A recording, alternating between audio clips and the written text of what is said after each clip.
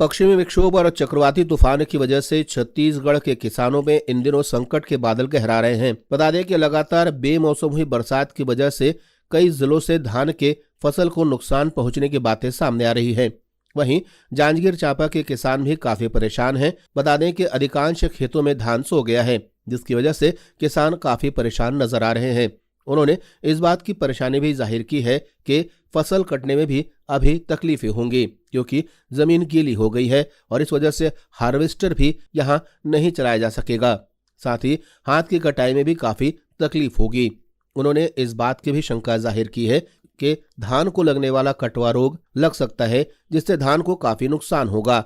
वहीं किसानों ने यह भी कहा कि इससे धान के गुणवत्ता में भी काफी कमी आएगी। धान की कटाई और मिसाई का काम अभी बाकी है, इस वजह से भी किसानों को इस बार नुकसान होने का अंदेशा लग रहा है और इसलिए उन्होंने शासन से गुहार लगाई है कि होने वाले नुकसान के प्रति उन्हें कुछ मुआवजा दिया जाए। उन्होंने ये भी कहा है कि न सिर्फ धान बल्कि दलहन की फसल को भी इससे खासा नुकसान होगा और खेत से धान के उठाव में भी धीमी गति आएगी। जो 1 एकड़ लगे रही सो घर भी पहुंच गए, लेकिन मिसाई नहीं होए। ओमा तो अपन ताल पत्री ला ढाक के ओकर व्यवस्था कर सकत हन, जहाँ तहाँ तक बचा सकत हन। और जो खेत में पड़े है ओकर नुकसानित से समझ अभी कटवा कीड़ा आके संभावना है और विभिन्न प्रकार का संभावना है।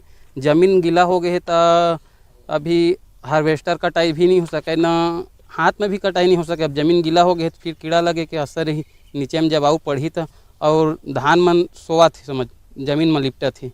इनसे शासन से गुहार हम लगा रहे हैं कि जो किसान का जो नुकसान हो उनका क्षतिपूर्ति कम से सहायता गवर्नमेंट शासन को देना चाहिए। ब्यूरो रिपोर्ट, जनता से रिश्ता।